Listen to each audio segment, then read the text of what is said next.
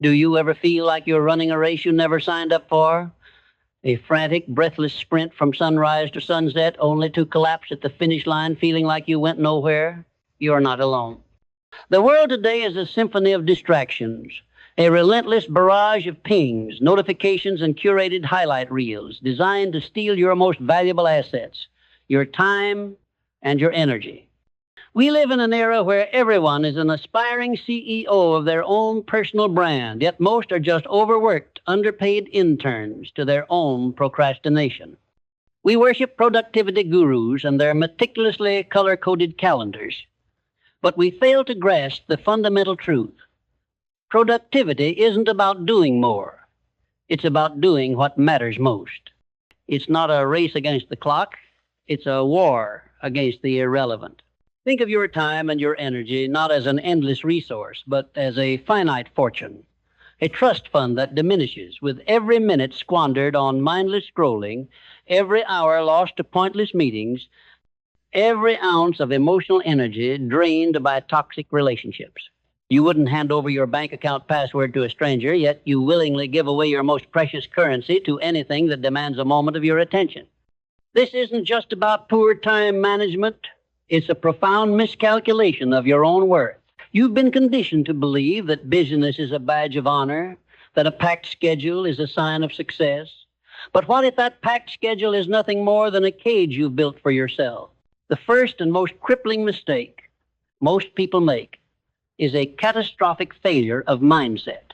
They see time as a linear external force to be tamed, not an internal personal resource to be mastered.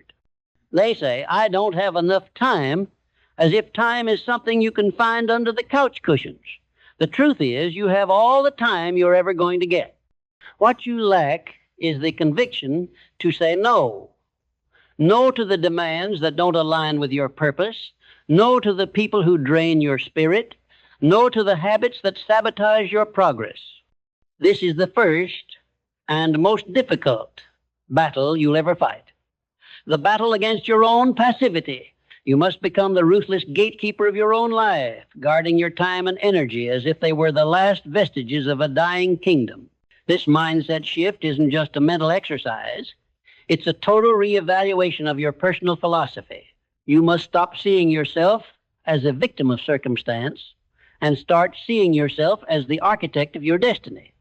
This is the core of my philosophy, the idea that the power of your mind is the ultimate creator of your reality. You can't control the world, but you can control your response to it. You can't stop the clock, but you can choose what you do with the time it gives you. This is the difference between those who merely exist and those who truly live. Those who are tossed around by the currents of life and those who build their own ship and set their course. The second part of this equation, often overlooked, is a lack of unwavering belief, not in some grand cosmic force, but in yourself, in your ability to execute, to follow through, to do the hard things when no one is watching. The person who says, I don't have time, is often the same person who secretly fears they aren't capable of achieving their goal. They use busyness as a shield, a convenient excuse to avoid the terrifying possibility of failure. They fill their days with trivial tasks, so they never have to confront the grand, intimidating mission they've been putting off. Belief is the fuel for action. It's the quiet, internal knowing that you are worthy of the outcome you desire.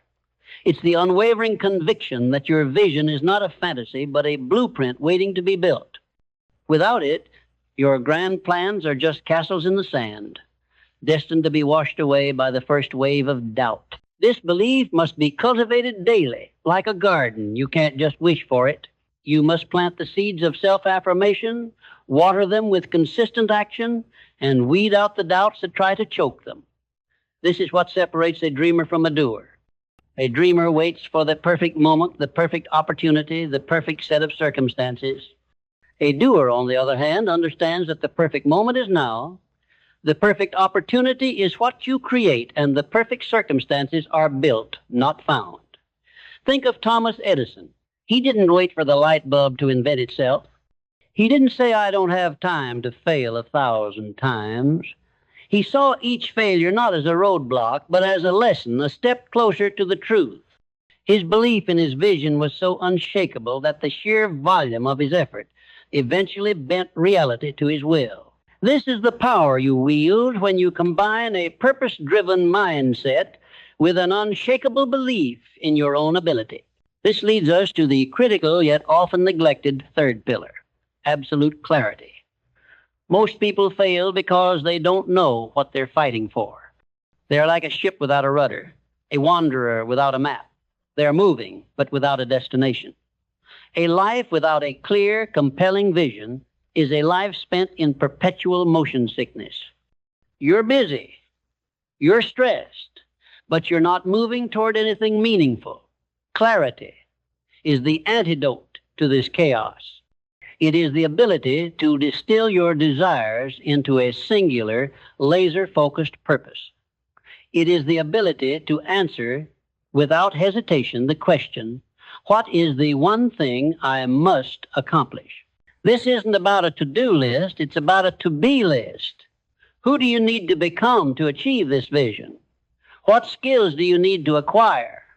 What habits do you need to adopt? This is where your time and energy management becomes not just a tactical exercise, but a strategic one. Once you have absolute clarity on your ultimate destination, every action, every choice, every minute of your day becomes a deliberate step toward it. When you know your North Star, you can ignore the thousands of twinkling lights that try to distract you. You can say no with ease because you know what you're saying yes to. This is the power of a written, vivid, and emotionally charged vision. It's not a dusty document you file away. It's a living, breathing blueprint that you revisit daily. It should be so compelling that it pulls you out of bed on the days you don't feel like it. It should be so powerful that it makes the sacrifices and the hard work feel like a privilege, not a chore. The reason so many people's New Year's resolutions die by February is a lack of a compelling vision. They focus on the action, I will go to the gym 5 times a week, but they fail to connect that action to a higher purpose. They don't have a soul-deep reason why they're doing it. The gym isn't the goal, it's a vehicle. The goal is the vitality, the confidence, the long life you want to live. Clarity turns a painful process into a powerful pilgrimage. It transforms drudgery into purpose. Without it, you are simply a machine performing tasks, not a person on a mission. And a machine, no matter how efficient, will eventually break down. The lack of a burning, all-consuming purpose is the fourth, and perhaps most tragic, reason for the squandering of time and energy. Most people drift through life with a vague sense of ambition, a general desire for success or happiness. They wait for purpose to find them, to knock on their door like a delivery driver with a prepackaged destiny. They don't understand that purpose is not something you find, it is something you forge. It is the unique intersection of your passions, your talents, and the world's greatest needs. It's the answer to the question, what problem was I born to solve? This isn't about some mystical grand calling. It can be as simple as a purpose to provide for your family, to master your craft, to create something beautiful, or to help a single person. Your purpose is the gravitational force that aligns your time and energy. When you're living in alignment with your purpose, your energy is not drained, it's renewed. The work that once felt like a burden now feels like a sacred mission. Think of Walt Disney. His purpose wasn't just to make cartoons, it was to bring joy and wonder to the world. That purpose fueled him through bankruptcies, failures, and a relentless stream of setbacks. It was a purpose so profound that it manifested into a magical kingdom. Without a compelling purpose, every distraction becomes a valid option, every minute a potential pit stop. The fifth and most lethal trap is a profound lack of discipline. We live in a world that sells us the fantasy of instant gratification. We want the results without the work, the victory without the struggle. We are a generation of emotional tourists, hopping from one feel-good activity to the next, seeking external validation and momentary highs. We've been trained to follow our feelings rather than our commitments. We hit the snooze button on our dreams and say, I'll start tomorrow. But tomorrow is the graveyard where most great ideas go to die. Discipline is the bridge between your purpose and your reality. It is the ruthless, unyielding commitment to do the things you said you would do, even when you don't feel like doing them. Discipline isn't a punishment. It's an act of self-love. It's the recognition that you owe your future self the effort and sacrifice required today. It's the understanding that the pain of regret is infinitely worse than the pain of discipline. It's showing up for your goals, not just when you're motivated, but when you're exhausted, when you're discouraged, when the entire world seems to be conspiring against you. Andrew Carnegie, the titan of industry, didn't build his empire on good feelings. He built it on a steel-spined commitment to his vision. He understood that success is not an event, it's a habit. It's the aggregation of 1,000 small, disciplined actions repeated over and over until they become a part of your character. This is where the rubber meets the road. It's easy to talk about purpose and vision, but it's the daily, minute-by-minute practice of discipline that separates the contenders from the spectators. Discipline is what allows you to say no to the 1-hour TV show and yes to the 1 hour of deep work. It's what allows you to wake up at 5 a.m., to work on your dream when your bed feels like a magnetic sanctuary. This isn't about brute force. It's about building a system of habits and routines that automate your progress. You don't need to rely on willpower every single day. You need to build a life that makes the right choices the easy choices. You need to create a routine that is so deeply ingrained that it feels more unnatural to not do the work than to do it. This is the ultimate freedom, the freedom that comes from being the master of your own actions, not a slave to your fleeting feelings. The sixth fatal flaw is the paralysis of inaction. Many people are trapped in an endless loop of planning, strategizing, and consuming information. They read every book, listen to every podcast, and watch every motivational video, but they never start. They mistake preparation for progress. They are like a general studying 1,000 maps, but never sending a single soldier into battle. They wait for all the lights to turn green before they begin their journey, not realizing that the journey itself is what reveals the path. The perfect plan is a myth. The perfect time is an illusion. Action is the only currency that matters. This isn't an endorsement of reckless abandon. It's a call for courageous imperfection. The first step is never perfect. The first draft is always terrible. The first product is full of flaws. But it is only through that initial imperfect action that you gain the feedback, the experience, and the momentum to improve. Think of Henry Ford. He didn't build the perfect car on his first try. He built a flawed prototype, iterated on it, and eventually revolutionized an entire industry. His genius wasn't in having the perfect plan. It was in his relentless commitment to action and iteration. The fear of failure is the silent killer of dreams. It keeps us in the safe, comfortable world of what if and someday. It makes us believe that if we just wait a little longer, if we just learn a little more, we can avoid the pain of a mistake. But mistakes are not the opposite of success. They are the stepping stones to it. Every great achievement in history is a monument to the failures that preceded it. The most successful people aren't the ones who never fail. They are the ones who fail faster and learn more from each failure. They understand that progress is not a straight line. It's a messy, winding road filled with detours and dead ends. But they keep moving forward because they know that every step, no matter how small, is a victory against stagnation. Start before you're ready. The universe rewards the courageous, not the cautious. The seventh and most profound issue is a catastrophic deficit of gratitude. We live in an age of insatiable desire, constantly comparing our lives to the curated highlight reels of others. We are so focused on what we lack that we fail to appreciate the abundance that surrounds us. This constant state of lack creates a draining vortex of negative energy. It saps our motivation, diminishes our joy, and turns every task into a burden. We forget that the opportunity to even pursue our goals is a privilege.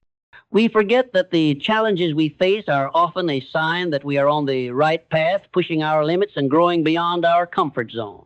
Gratitude is not a passive emotion. It is an active practice. It is the intentional act of acknowledging the good in your life, even amidst the chaos and the struggle. It's the daily recognition that your health, your intellect, and your freedom are not to be taken for granted. When you cultivate a heart of gratitude, you shift your focus from what's missing to what's present. This simple shift in perspective is a powerful lever that can multiply your energy. When you appreciate the opportunity to work on your dream, the work itself becomes more enjoyable.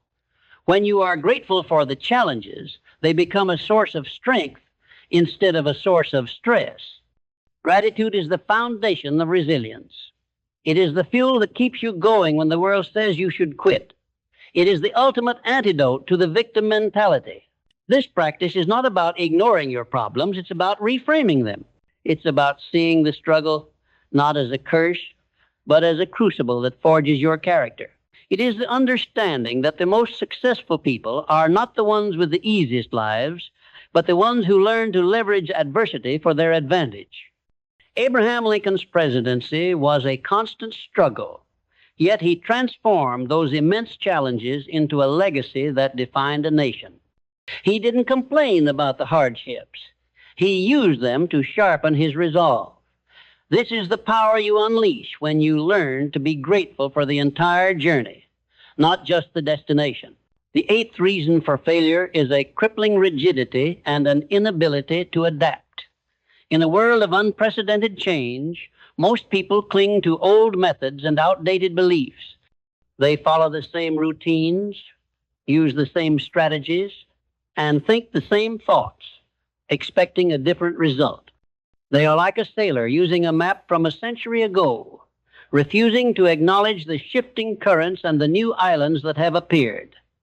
Adaptability is the key to survival and success in the 21st century. It is the willingness to be a beginner again, to unlearn what you think you know, and to embrace the unknown with curiosity and courage. The most successful people in history, from Steve Jobs and his pivot from Apple to NXT and back, to Jeff Bezos and his evolution from an online bookseller to the architect of a global empire, were masters of adaptation. They didn't fall in love with their initial plan. They fell in love with the process of discovery and reinvention. They understood that the marketplace is a conversation, not a monologue. They listened to the feedback, learned from their mistakes, and adjusted their course. Most people fail because they are too proud, too afraid, or too stubborn to change. They are so invested in being right that they would rather fail than admit they were wrong. This isn't about being directionless. It's about being responsive. It's about having a strong vision, but holding it lightly.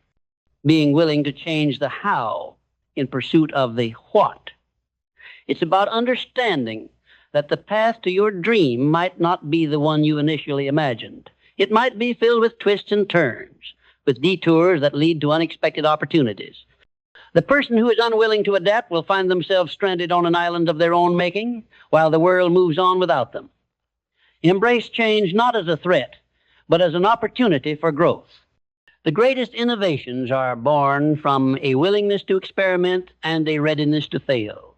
Your ability to manage your time and energy wisely is directly tied to your ability to let go of what no longer serves you: old habits, old beliefs, and old ways of thinking. The ninth and final reason is the most insidious of all: a profound failure to learn. Most people approach life as a spectator sport. They watch the news, they scroll through social media, they consume entertainment, but they rarely invest time in a deliberate and focused practice of learning. They believe that their formal education ended the day they received their diploma. They fail to understand that in a rapidly evolving world, the moment you stop learning, you start dying. Your ability to grow is directly proportional to your commitment to learning. The most successful people are not just doers. They are perpetual students. They are voracious readers, active listeners, and relentless questioners. They understand that their most valuable asset is their mind, and they treat it like a muscle that must be worked out daily. Think of the great minds of history: Leonardo da Vinci, a painter, scientist, and inventor; Benjamin Franklin, an author, printer, political theorist, and inventor. They were polymaths, driven by an insatiable curiosity and a deep love for learning.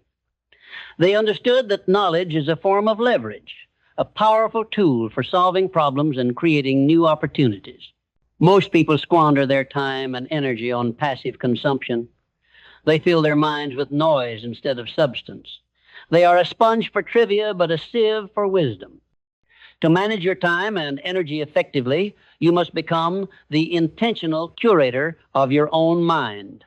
You must dedicate time each day, even if it's just 15 minutes, to reading a book, listening to a lecture, or learning a new skill. You must prioritize intellectual growth over mindless entertainment. This isn't about becoming an academic. It's about becoming a more effective human being. Learning is the ultimate act of self-empowerment. It is the one thing that no one can ever take away from you. It is the key that unlocks new possibilities and reveals new paths. And so, we arrive at the crossroads. You have been running the wrong race. You have been chasing a life of busyness, not a life of purpose. You have been a slave to your own habits and a victim of your own passivity. But it doesn't have to be this way. The truth is, the world is not conspiring against you. The distractions are not the enemy. Your response to them is. The solution is not to find more time, but to reclaim the time you have. The answer is not to find more energy, but to redirect the energy you are already spending. This journey begins now with a single, courageous act of will, a deep, unwavering commitment to a new way of being. It starts with the conviction to say no to everything that doesn't align with your deepest purpose. It starts with the belief that you are worthy of the life you dream of. It starts with the clarity to define what that life looks like. It starts with the discipline to take the first imperfect step. It starts with the courage to fail and the resilience to get back up. It starts with the gratitude to appreciate the struggle and the commitment to learn from every setback. The clock is ticking. The world is not waiting for you to get ready, but your destiny is. The masterpiece of your life is not a future event. It is the sum of every choice you make, every minute you invest, and every ounce of energy you spend. So, what are you going to do? Are you going to continue to be a spectator in your own life? Or are you going to step onto the field, take the ball, and start playing to win? The choice is yours. The time is now. Go build your masterpiece. This failure to truly learn is often compounded by the last and most devastating misstep, a profound lack of emotional resilience. Life is not a linear upward climb. It is a series of peaks and valleys. The most successful people are not the ones who avoid the valleys. They are the ones who learn to navigate them with grace and grit. Most people, however, are emotionally fragile. They are knocked off course by the first setback, derailed by a single piece of negative feedback, and shattered by a minor failure. They are a glass jaw in a world full of heavyweights. Emotional resilience is the muscle that allows you to bounce back from adversity, to see setbacks not as an end, but as a new beginning. It is the ability to absorb the blows of life without losing your sense of purpose or your belief in yourself. Think of figures like Abraham Lincoln, who faced defeat in multiple elections, experienced personal tragedy, and endured immense criticism before becoming one of the most revered presidents in American history. His journey was a testament to his unbreakable spirit. He didn't crumble under the weight of his failures. He used them to forge a steel-like resolve. Resilience is the ultimate time and energy saver. It prevents you from wasting precious resources on self-pity, blame, and despair. This is not a trait you were born with. It is a skill you must cultivate. It begins with a fundamental shift in how you view your own failures. You must stop seeing them as personal indictments and start seeing them as data points. A failed business is not a sign of your worthlessness. It is the laboratory result that tells you what not to do next time. The rejection is not a verdict on your talent. It is a lesson in persistence. To build this resilience, you must practice self-compassion. You must learn to speak to yourself with the same kindness and encouragement you would offer a trusted friend. You must understand that setbacks are a universal part of the human experience, not a unique curse placed upon you. The people who fail to manage their time and energy wisely are often the ones who spend the most time recovering from their own emotional wounds, nursing a bruised ego, and replaying their past mistakes. They are fighting a war against themselves, and it is a war they cannot win. And so we arrive at the final climactic point, the one that ties all of these threads together. The ultimate reason most people fail to manage their time and energy is a catastrophic lack of personal accountability. They are waiting for a savior. They are waiting for a magical productivity hack, a new app, a different job, or a different set of circumstances to solve their problems. They point the finger at their boss, their partner, the economy, or the universe, and fail to look in the mirror. Accountability is the bedrock of all success. It is the willingness to own your choices, your actions, and your results without excuse or blame. When you take full responsibility for your life, you reclaim your power. You stop being a victim of your circumstances and start being the architect of your destiny. You understand that your results are not a matter of luck or fate. They are a direct reflection of your habits and your decisions. This is the hardest truth to swallow, but it is also the most liberating. When you accept that you are the sole person responsible for your time and energy, you realize that you also hold the key to transforming your life. You have the power to say no to the irrelevant, to focus on the essential, and to build a life that is a monument to your purpose. This is not a game you can win with good intentions. It is a war you can only win with ruthless execution. It's a war fought in the quiet moments of the morning, when the choice is between the comfort of your bed and the pursuit of your dreams. It's a war fought in the evening, when the choice is between mindless entertainment and purposeful action. It's a war fought every single time you choose to do the hard thing instead of the easy thing. This is the battle for your time. This is the battle for your energy. This is the battle for your life. And you are the only one who can fight it. So, let's stop talking about time management. Let's start talking about life management. Let's stop talking about productivity hacks and start talking about purposeful living. The time you have is not a blank slate to be filled. It is a finite canvas to be painted. And the masterpiece of your life will be judged not by how busy you were, but by what you created. So I ask you one final time, what are you building? What are you fighting for? And are you willing to give it the time and energy it deserves?